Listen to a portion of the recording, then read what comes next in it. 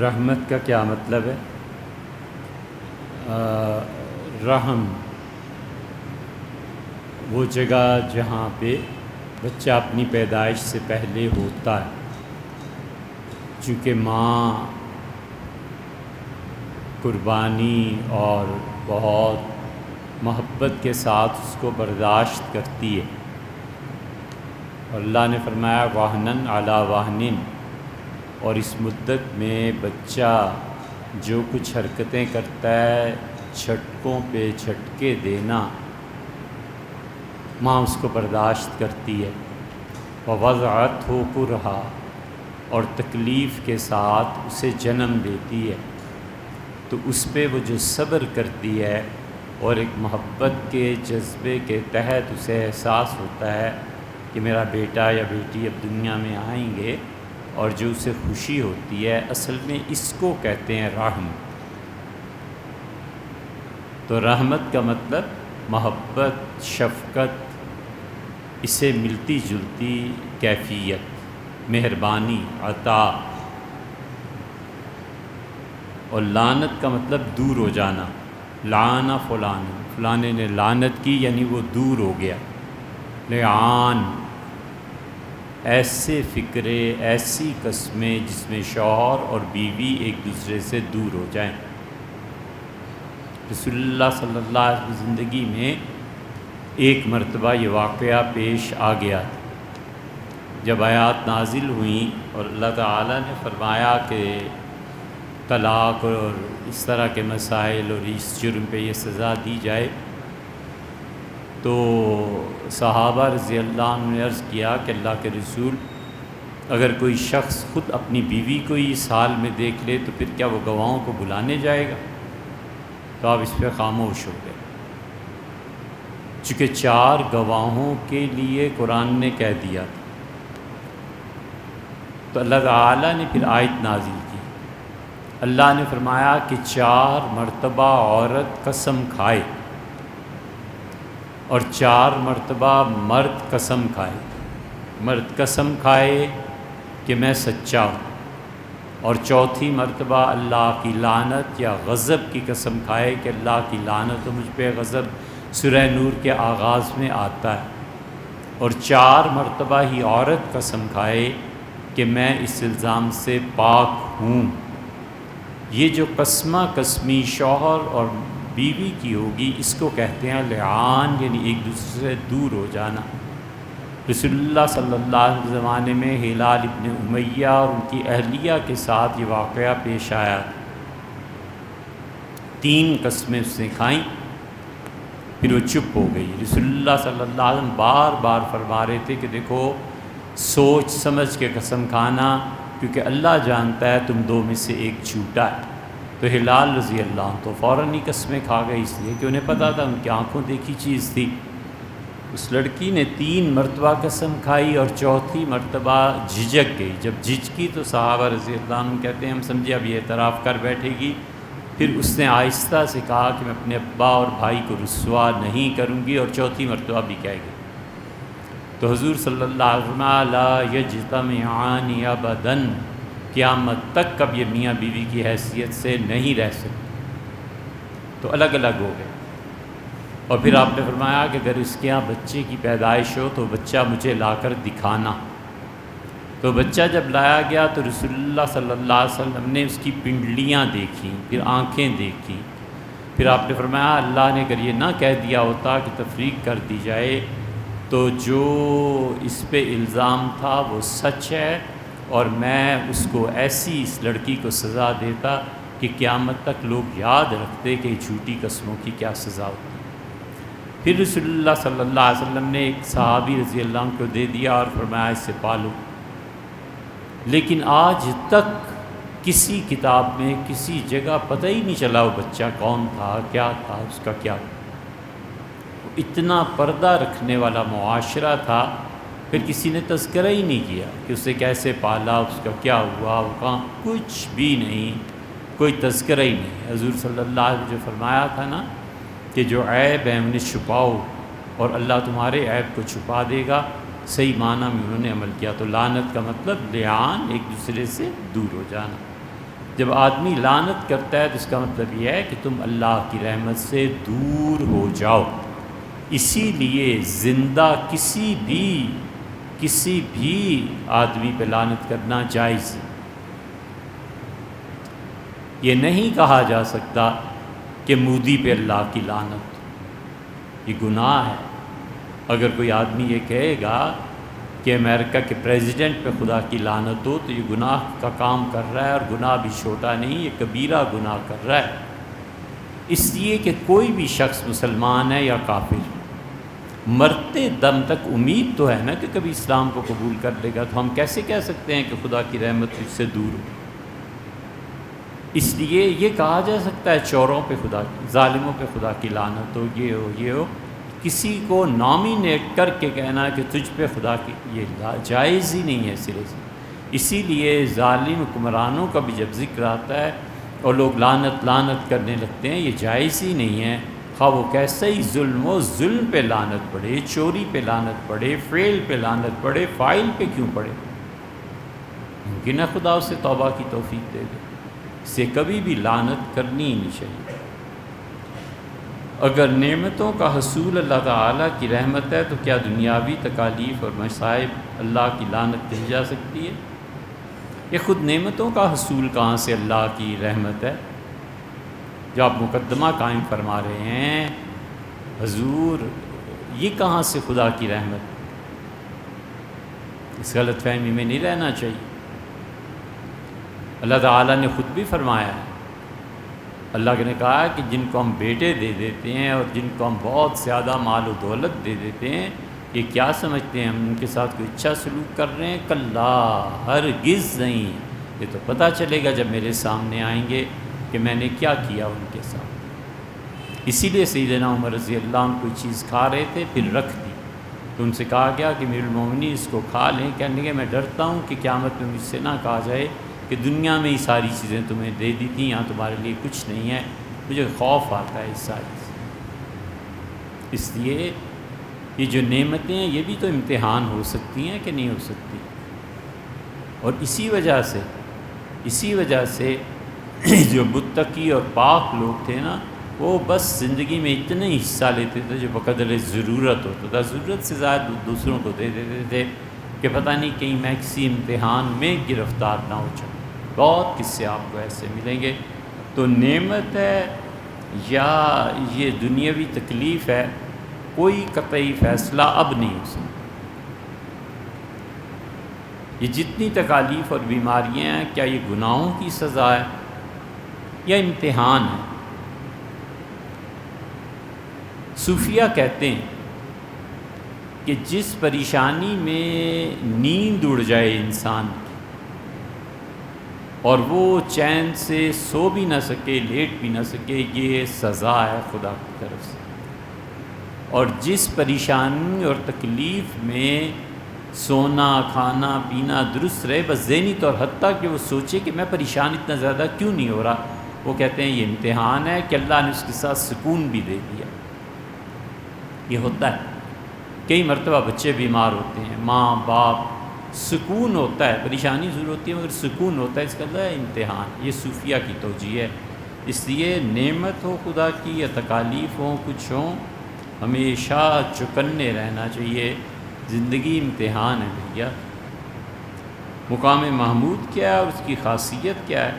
مقام محمود ایک بہت بلند و بالا مقام ہے جس پہ اللہ تعالیٰ سب سے زیادہ انعامات فرمائیں گے، اسے مقام محمود پر فائز کریں گے۔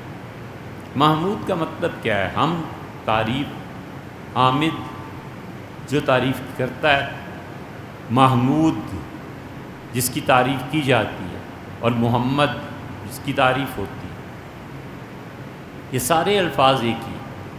تو محمود کا مطلب یہ ہوا کہ ایسا مقام جس کو دیکھ کر سب لوگ اس کی تعریف کریں گے۔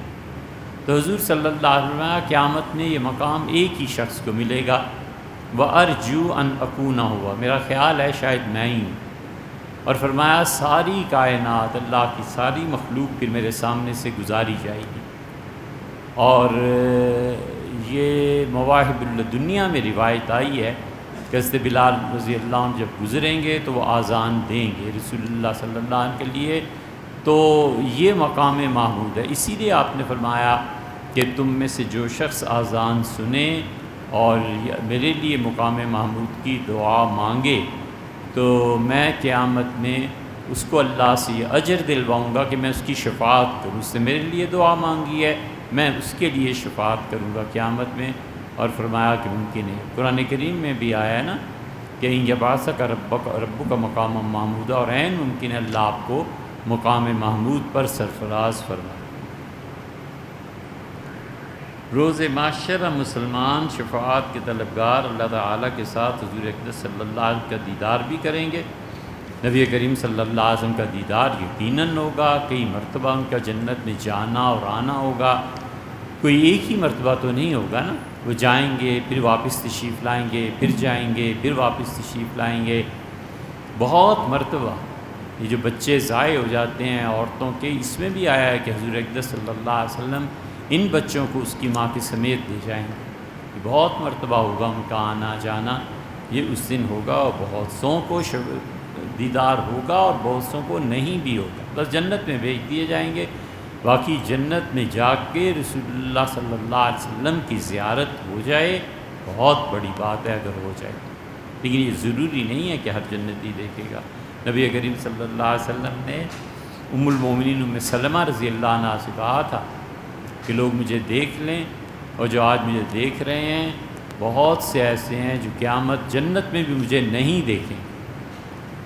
ام سلمہ رضی اللہ عنہا نے یہ روایت کہیں بیان کر دی، اور اس آدمی نے جو سنا تو سیدنا عمر رضی اللہ عنہ جا کے کہا کہ ام المومنین یہ کہہ رہی تھیں۔ حضرت عمر رضی اللہ عنہ بے اختیار ننگے پاؤں بھاگ کھڑے ان کے حجرے میں تشریف لے گئے، اور ان کا یہ کہا، ان کا ہاں میں نے سنا ہے، ان کا میں آپ کو قسم دیتا ہوں عمر ان میں شریک ہے، یار میرے متعلق کچھ فرمایا ہو کہ میں ان کو جنت میں دیکھ پاؤں گا یا تو انہوں نے کہا امیر المومنین آپ دیکھیں گے، آپ کا رسول اللہ صلی اللہ علیہ وسلم نے نام ان لوگوں سے خارج نہیں کیا، اور مجھے اللہ کی قسم ہے جو آئندہ میں آپ کے علاوہ کسی کو بتا جاؤں، بس انہوں نے مجھ سے یہ فرمایا۔ تو اس سے جب صحابہ رضی اللہ عنہ میں کچھ لوگ ایسے ہوں گے تو یہ کیسے کہا جا سکتا ہے کہ ہر آدمی ہی دیکھے گا؟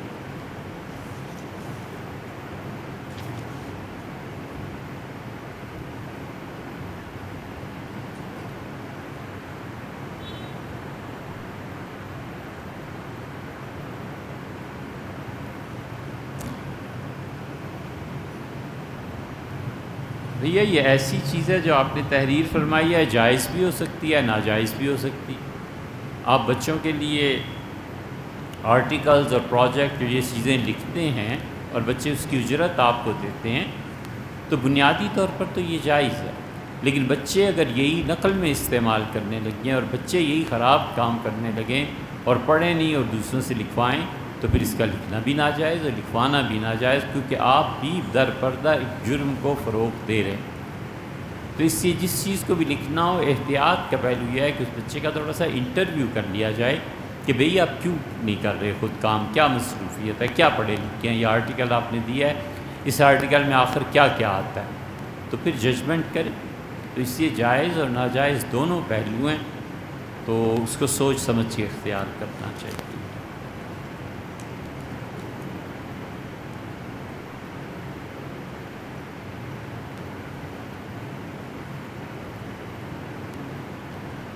نماز میں بھولے سے کسی صورت کی کوئی آیت کے نہ پڑھنے کی وجہ سے سجدہ سہو لازم ہو جاتا ہے،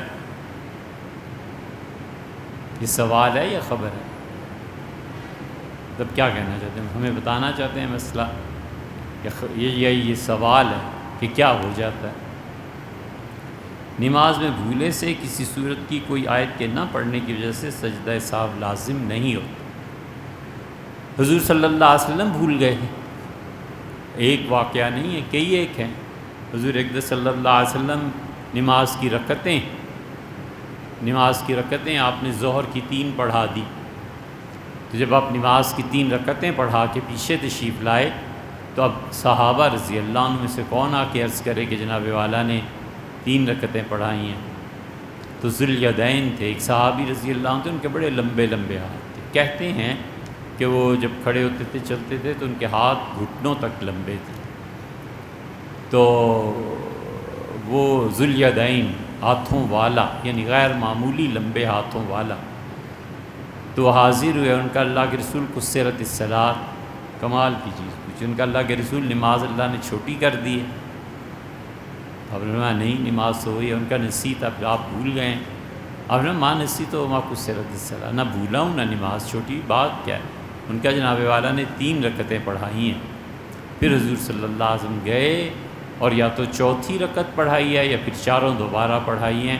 ہمارے حنفی فقہا کے نزدیک اپنے چاروں پڑھائی ہیں، کیا پھر حنفی فقہا کہتے ہیں کہ اس وقت ایک پڑھائی تھی، لیکن حکم یہ ہے کہ اب کسی کے ساتھ ایسے ہوگا تو چاروں پڑھائی۔ صبح کی نماز رسول اللہ صلی اللہ علیہ وسلم نے پڑھائی، اور جب سلام پھیرا تو کسی نے عرض کیا کہ جناب والا اس آیت صورت میں یہ آیت اللہ نے منسوخ کر دی ہے، کینسل کر دی ہے؟ تو رسول اللہ صلی اللہ علیہ وسلم نہیں، ان کا آپ نے چھوڑ دی تھی، اس لیے ہمیں شبہ ہوا کہ شاید اس صورت سے یہ آیت ختم کر دی ہے۔ تو بے اختیار فرمایا کہ ابن مسعود کہاں ہے؟ وہ میرے پیچھے نہیں تھا؟ مطلب یہ کہ انہوں نے لقمہ کیوں نہیں دیا؟ ابن مسعود رضی اللہ عنہ پہ رسول اللہ صلی اللہ علیہ وسلم کو غیر معمولی اعتبار تھا، تو اس لیے ان کا نام لیا کہ وہ کہاں۔ حضور صلی اللہ علیہ وسلم کی نماز جو تھی نا، اس میں یہ سب چیزیں ہوتی رہتی تھی۔ موسم بہت بڑی رکاوٹ بن جاتا ہے، گرمی شدید پڑ رہی ہے، سردی شدید پڑ رہی ہے، بارش ہو رہی ہے، بچہ رو رہا ہے نماز میں۔ ایک جگہ فرمایا کہ میرا جی چاہتا ہے لمبی نماز تمہیں پڑھاؤں، پھر جب بچہ رونے لگتا ہے تو میں پھر سوچتا ہوں کہ اس کی ماں بیچاری نماز توڑ کے اب اس کو سنبھالے گی، تو میں نماز مختصر کر دیتا ہوں۔ اس بچے کی رعایت فرمائی۔ حضور صلی اللہ علیہ وسلم نے ایک دن جمعے کی اذان میں کہا کہ بلال اذان دینا اور حی علی الصلاۃ اور حی علی الفلاح کے بعد کہنا کہ صلو فی رحالکم، لوگوں گھروں میں نماز پڑھ لو، آج مسجد میں نماز نہیں ہو۔ شدید بارش ہو رہی تھی تو کہاں کون آتا، کیسے نماز پڑھتے؟ منع فرما دیا کہ آج مسجد نہیں آنا۔ حضور صلی اللہ علیہ وسلم نماز کو مختصر کر دیتے تھے سفر میں، اسی لیے جب مدینہ منورہ سے مکہ مکرمہ تشریف لے جا رہے تھے نماز کو مختصر کر دیا تھا۔ اسی طرح عرفات میں رسول اللہ صلی اللہ علیہ وسلم نماز کو مختصر کر دیا۔ ایسے ہی ایک موقع آیا، سفر میں تھے، فجر کی نماز میں رسول اللہ صلی اللہ علیہ وسلم نے سورہ فلق اور سورہ ناس پڑھا کے سلام بھیج دیا۔ ایک بار اور نماز میں تھے سفر میں، تو آپ نے اذا زلزلت الارض دونوں رکعتوں میں ایک کی صورت پڑھی اور فجر کو مکمل کر دی۔ اسی طرح ایک دن نماز میں تھے، پہلی رکعت آپ نے حسب معمول طویل پڑھائی اور دوسری رکعت میں سورہ مومنون آپ نے شروع کی، اور جب 60 آیتیں پڑھ چکے تو آپ کو کھانسی شروع ہو گئی، تو گلے کی اس وجہ سے آپ نے رکوع کر لیا، آگے نہیں پڑھا۔ اسی طرح ایک دن رسول اللہ صلی اللہ علیہ وسلم نماز پڑھا رہے تھے فجر کی، اور آپ نے پہلی رکعت تو معمول کے مطابق پڑھائی، دوسری رکعت میں سورہ روم کی ابتدائی آیات پڑھ کے رکوع میں چلے گئے، اور سلام کے بعد فرمایا لوگوں کو کیا ہو گیا ہے، وضو ٹھیک نہیں کرتے اور میری نماز میں گڑبڑ کرتے۔ اب صحابہ رضی اللہ عنہ حیران ہوئے، اس لیے کہ رسول اللہ صلی اللہ علیہ وسلم کا دل جو تھا بہت حساس تھا، اور قلب مبارک اتنا حساس تھا کہ آسمان کے فیصلے وہ زمین پہ بیٹھ کے جذب کر لیتا، بتا دیتے تھے یہ ہونے والا ہے، یہ ہوگا، یہ ہوگا۔ اس طرح سے حضرت عائشہ رضی اللہ عنہا سے کہا تھا کہ عائشہ ایک جگہ جاؤ گی اور وہاں پر رات جب گزارو گی تو کتے رات بھر بھونکتے رہیں گے، وہ جگہ ٹھیک نہیں ہے۔ اسی لیے ام المومنین رضی اللہ عنہا تشریف لے گئی تھیں سیدنا علی رضی اللہ عنہ کے مقابلے میں، اور وہ جو رات انہوں نے گزاری ہے سفر میں، کتے بھونکتے رہے ساری رات۔ ام المومنین پریشان ہو گئی، ان کا مجھے واپس لے چلو، یہ وہی مقام ہے۔ تو لوگوں نے آ کے قسمیں کھائیں کہ ام المومنین یہ وہ گاؤں نہیں ہے جس کے متعلق کہا گیا، تو پھر آگے تشریف لے گئی۔ بہت چیزیں، اتنا حساس دل تھا کہ رسول اللہ صلی اللہ علیہ وسلم کا قلب مبارک ان چیزوں۔ تو اب صحابہ رضی اللہ عنہ پریشان کہ اللہ کیا ہو گیا ہے دوسری رکعت؟ تو سعد رضی اللہ عنہ بولے، انہوں نے کہا مسئلہ میرا ہے کہ میں آج صبح مسجد دیر سے آیا ہوں وضو کرنے کے لیے، اور میں نے جلدی وضو کیا کہ نماز میں مل جاؤں، تو دوسری رکعت میں ہی میں ملا، تو میرا جو وضو کرنے کا جلدی کا تھا نا، وہ اثر رسول اللہ صلی اللہ علیہ وسلم کے دل نے محسوس کر لیا ہے، اس لیے فرمایا کیا ہو گیا ہے لوگوں کو؟ وفات سے پہلے فرمایا دوا لائیے، تو آپ نے فرمایا یہ دوا مجھے نہ پلانا۔ اب جو حضرت عباس رضی اللہ عنہ بھی تھے، چچا بھی غالباً، تو ان سارے لوگوں نے کہا کہ نہیں یہ دوا تو پلانا ضروری، اور پلا دی رسول اللہ صلی اللہ علیہ وسلم۔ جب آپ کی آنکھ کھلی تو آپ نے فرمایا تم لوگوں کو میں نے منع کیا تھا، یہ تم نے کیوں کیا؟ اور پھر فرمایا جس نے میرے ساتھ یہ کیا نا ان سب کو یہ دوا پلاؤ، وہ پلائی گئی۔ تو قلب مبارک میں بہت ایسی چیزیں تھیں، اور اس حساسیت کی وجہ سے یہ رسول اللہ صلی اللہ علیہ وسلم کے ساتھ کئی مرتبہ ہوا ہے کہ نماز میں کسی وجہ سے جلدی کر دی، تاخیر کر دی، عصر کی نماز مثلا بہت جلدی پڑھائی، اٹھے اور گویا کہ بھاگے، گھر تشریف لے گئے، واپس آئے۔ صحابہ رضی اللہ عنہ کہ اللہ کے رسول آپ اتنی جلدی نماز، اتنی جلدی گھر جانا؟ آپ نے فرمایا میں نماز سے پہلے عائشہ کو رضی اللہ عنہ چاندی کے کچھ پترے دے آیا تھا، تو میں نے جب نماز شروع کی تمہاری تو مجھے خیال آیا کہ اگر میرا انتقال ہو گیا اور اللہ نے مجھ سے کہا کہ تم نبی ہو اور تمہارے گھر میں چاندی پڑی ہوئی تھی، لوگوں میں کیوں نہیں تقسیم کی، میں خدا کو کیا جواب دوں؟ یہ غربت کا احساس تھا لوگوں کو۔ بہت چیزیں ایسی ملیں گی حدیث۔ سیدنا علی رضی اللہ عنہ کو بھی ڈانٹ پڑی تھی اسی، وہ حاضر ہوئے تھے حضور صلی اللہ علیہ وسلم کے ساتھ ہی حدیبیہ میں، تو ان کے بھائی جو تھے باقی بھتیجے وغیرہ، انہوں نے سیدنا علی رضی اللہ عنہ کہا کہ ایک شادی مدینہ منورہ میں تم کیسے مرد ہو، ہم تو ضرور تمہاری دوسری شادی کرائیں گے ہی۔ اور لڑکی تجویز کی فاطمہ بنت ابی جہل،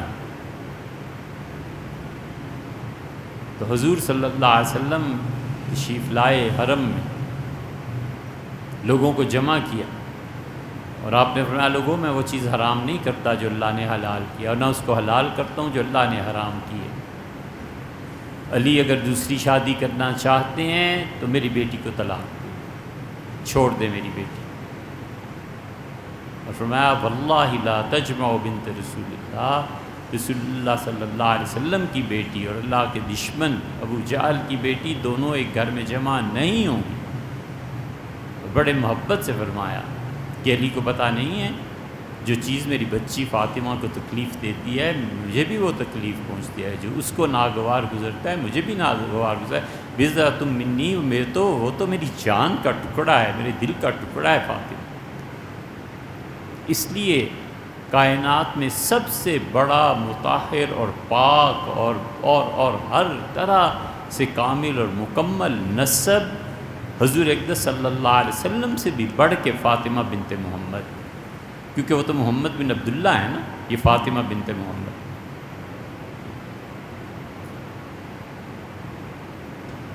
گھر میں ایک مرد یا ایک یا دو محرم خواتین کے ساتھ جماعت میں جی نماز پڑھا سکتا ہے، وہ آگے کھڑا ہو جائے اور خواتین پیچھے کھڑی ہو جائیں، اور اگر کوئی مرد ہیں تو پہلے وہ کھڑے ہوں، پھر بچے کھڑے ہوں، پھر وہ۔ عقیدت سے قرآن کریم کو چوما جا سکتا ہے، بالکل چوما جا سکتا ہے۔ سیدنا عثمان رضی اللہ عنہ کی روایات میں ملتا ہے بہت تلاوت کرتے تھے اور چومتے تھے قرآن کو، اور کبھی کبھی وہ کہتے تھے کلام و ربی، یہ میرے پروردگار کی بھیجی ہوئی چیز ہے۔ پہلی رکعت میں کسی لمبی سورت کی آخری آیات، ٹھیک، اور دوسری رکعت میں کوئی پوری چھوٹی سورت پڑھی جا سکتی ہے، کوئی حرج نہیں۔ دوسری رکعت میں پوری سورت پڑھ لی اور پہلی رکعت میں انہوں نے کہیں سے بھی قرآن کی، لیکن ایک بات یاد رکھیے، یہ جو فرض نماز ہوتی ہے نا، اس کی پہلی 2 رکعتوں میں 2 سورتیں قرآن کریم کی ان کے آخری حصے کو پڑھنا مکروہ ہے۔ بہت سے مولوی بھی کرتے ہیں اور بہت سی مسجدوں میں ایسے ہوتا ہے اور یہ نماز کے مسائل کو نہیں پڑھتے۔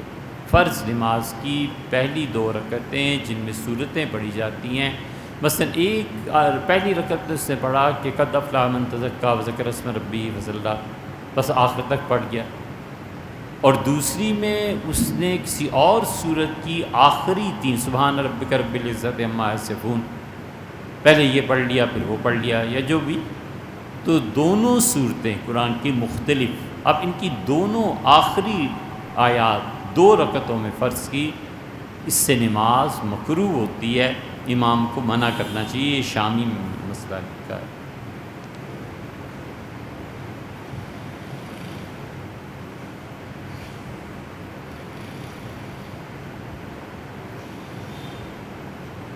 بعض گھروں میں گلی اور اسٹریٹ کے کنارے خالی جگہ پر پھلدار درخت لگائے جاتے ہیں۔ بعض گھروں میں اسٹریٹ کے کنارے، جب اسٹریٹ کے کنارے لگایا تو گھر کا درخت تو نہ ہوا نا، تو وہ قول آپ کے گلی میں درخت لگایا گیا۔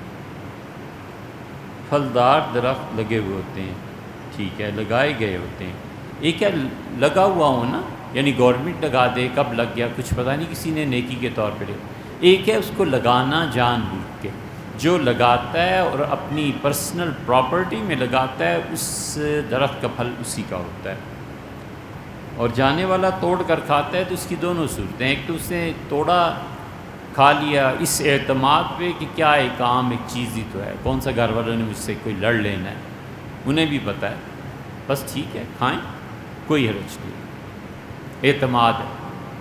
یہ مغلز جتنے تھے اور بڑے لوگ، اب بھی نواب بھی، جو بھی یہ لگاتا تھا نا باغ، تو وہ لوگ خاص طور پہ پھل جب آتا تھا اس کے موسم کا تو دروازے کھول دیتے تھے، کہتے تھے جو آئے جتنا کھائے کوئی پرواہ نہیں، البتہ لے جانے کے لیے وہ ایک دکان شاپ بنا دیتے تھے، یہ طریقہ امریکہ میں ہے اور انگلینڈ میں بھی ہے، تو کہتے تھے کہ اگر کسی کے لیے تحفہ لے کے جانا ہے تو یہاں سے خرید کے لے جائیں، باقی کھلے ہوتے ہیں باغات، جو مرضی کھائے، کسی کو منع نہیں کرتے تھے۔ اور ایک صورت یہ ہے کہ اسے پتہ ہو کہ یہ مالک مکان کبھی گیند بھی چلی جائے تو مار پڑتی ہے، تو قریب نہیں پھٹکنے دیتا، پھر نہیں جانا چاہیے۔ بیٹے اور بیٹیوں کی موجودگی میں کیا مرنے والے کا وارث کوئی اور رشتہ دار بھی ہوتا ہے؟ ہو سکتا ہے، بعض صورتیں ایسی تھی ہیں لیکن مشکل سے پیش آتی ہیں، ہو سکتا ہے۔ اور بیوی کہاں گئی، اس کا حصہ کہاں جائے گا؟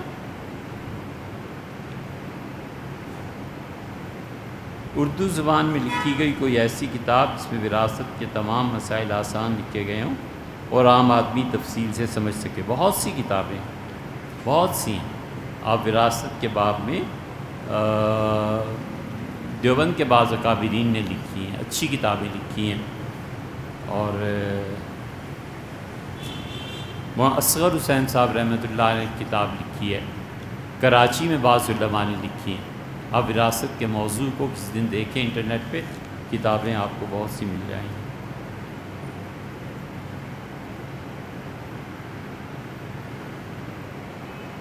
بہت لمبا سوال ہے بھی، اس کا جواب آسانی سے ہو نہیں سکتا۔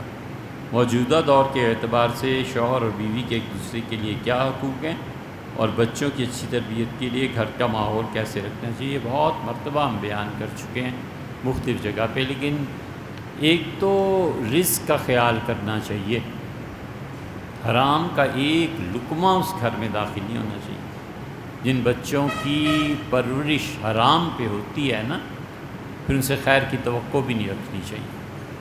اور بالکل اسی طرح سچائی کو رواج دینا چاہیے، سچ بولی، کوئی ہیر پھیر نہیں، کچھ نہیں، سب سے زیادہ ضروری ہے کہ سچ بولے۔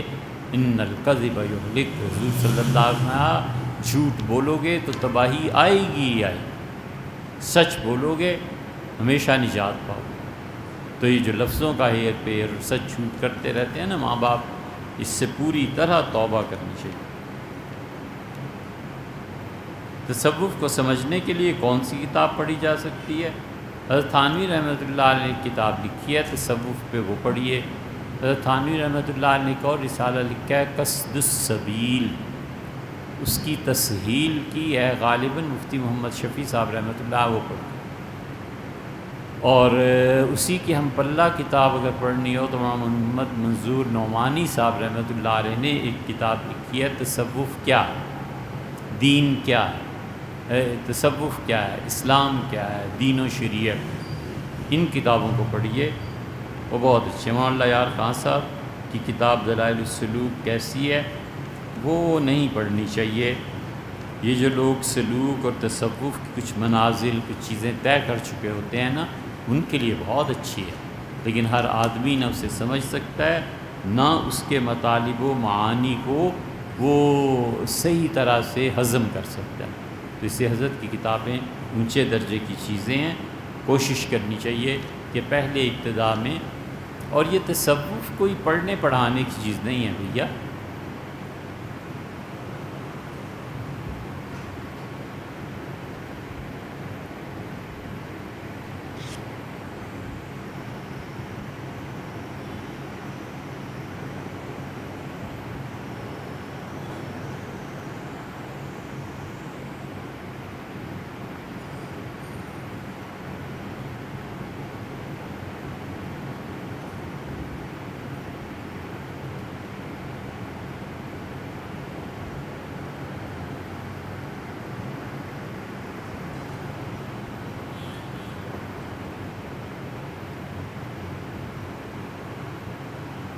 تصوف میں بہت بڑی غلط فہمی جو پیدا ہوتی ہے نا، اور کبھی کبھی کفر تک کوئی آدمی پہنچ جاتا ہے، یہ صوفیوں کی کتابیں پڑھ کے ہی پہنچتا ہے، سمجھے؟ تصوف عملی ایک زندگی ہے۔ اب ایک آدمی ابن عربی رحمۃ اللہ علیہ کی فتوحات مکیہ پڑھنے لگے، ایک دوسرا اٹھتا ہے فصوص الحکم پڑھنے لگتا ہے، ایک تیسرا اٹھتا ہے مثنوی معروم کی پڑھنے لگتا ہے۔ معروم نے مثنوی میں لکھا ہے کہ صوفی نے پوچھا کدھر جا رہے ہو، اسے کہا حج پہ، اسے کہا یہیں رہ میری خانقاہ میں، یہاں حج کر، بیت اللہ پہ 60 مرتبہ نظر ڈالتا ہے، مجھ پہ دن رات رحمتیں برستی ہیں، میرا طواف کر۔ تو اس کے گھر جا رہا ہے اور وہ خود یہاں موجود ہے، اس سے ملاقات کر، یہاں بیٹھ۔ اب یہ جملے جب سادہ آدمی پڑھتا ہے وہ کہتے ہیں یہ کفر نہیں ہے تو اور کیا ہے، ولی باللہ۔ اور تو اتنی مشقت سے جائے گا، میں اسے یہیں بلا لیتا ہوں، بیٹھ تیری ملاقات کراؤں۔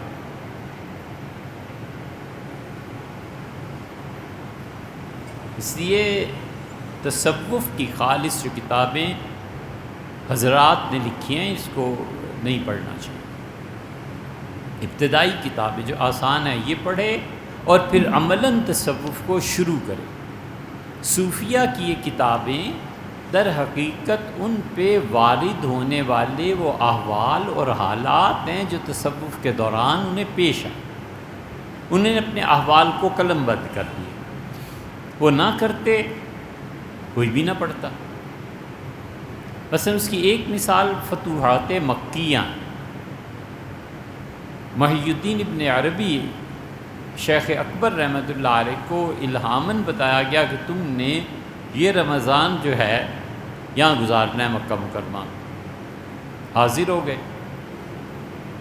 مکہ مکرمہ میں جو فتوحات ان پہ جو چیزیں کھلی ہیں، 1 مہینہ انہوں نے اسٹے کیا، اور اس میں جو خواب، جو کشف، جو چیزیں انہیں نظر آئی ہیں وہ لکھتے چلے گئے۔ انہوں نے کہا میرے پروردگار میں اس کے لکھنے سے معذور ہوں، تو الہام کیا گیا کہ نہیں لکھو گے تو زندہ جلا دیے جاؤ، لکھو ہی نہیں۔ انہوں نے لکھا۔ اب وہ فصوص الحکم فتوحات مکیہ جب آئی لوگوں کے ہاتھوں میں تو لوگوں نے کہا اس سے بڑا زندیق تو کوئی ہے ہی نہیں، والعیاذ باللہ، استغفر اللہ۔ وہ کیا کرتے؟ نہ لکھتے، زندہ جل جاتے۔ بھئی آپ نہ پڑھیے، آپ کو پتہ ہی نہیں ہے کہ وہ کس مقام کا آدمی ہے، کیا چیزیں ضروری ہے اس کو پڑھنا۔ تو صوفیہ پر جو احوال وارد ہوتے ہیں سفر کے دوران اس کو لکھتے ہیں۔ صوفی لکھتا ہے میں مہدی ہوں، رپورٹ ہو گئی تھانے میں، پکڑ کے لے جاؤ۔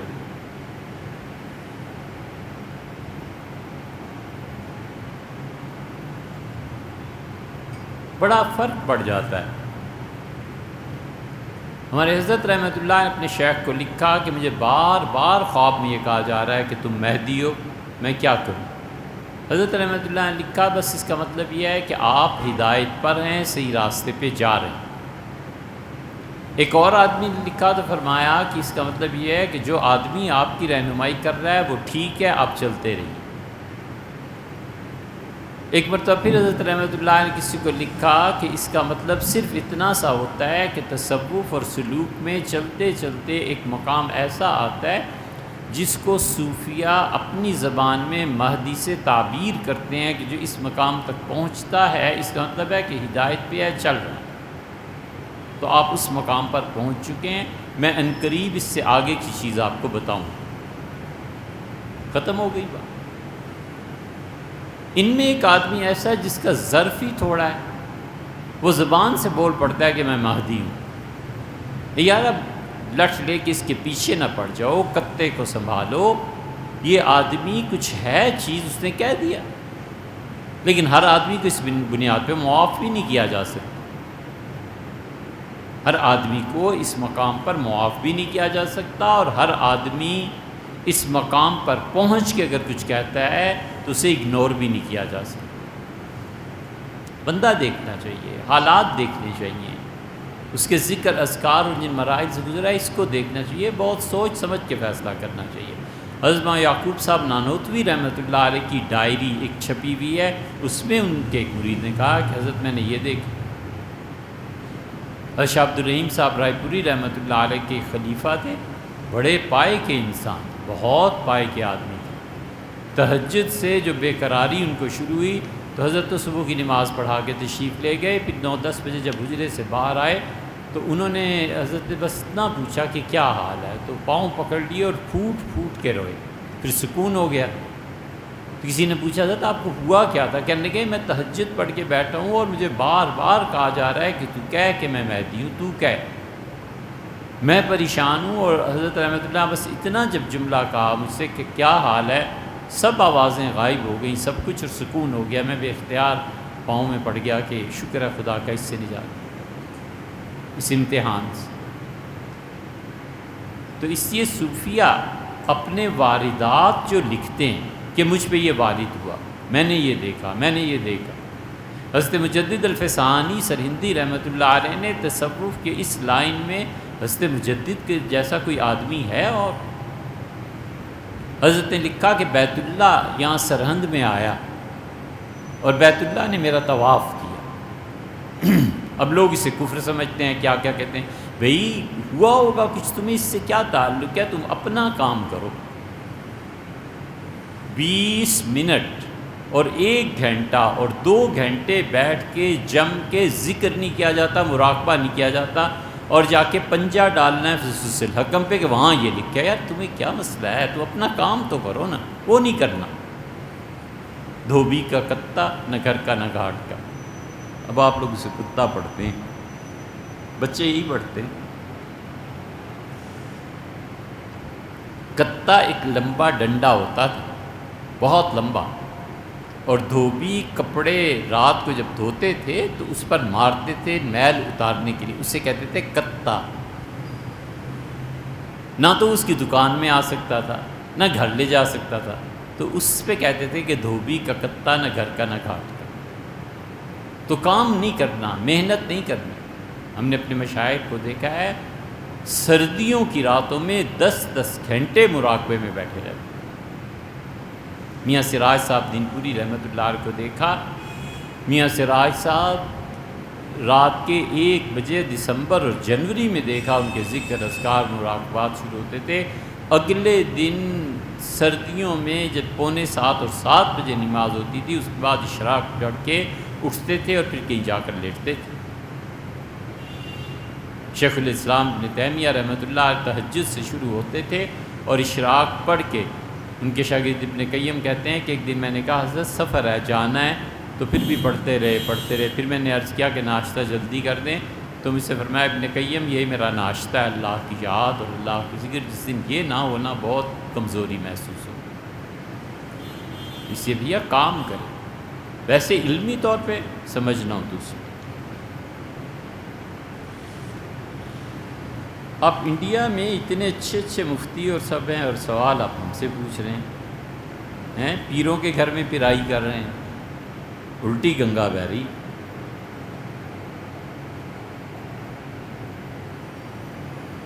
آن لائن علم دین حاصل کرنا درست ہے، اس میں قباحت کیا ہے؟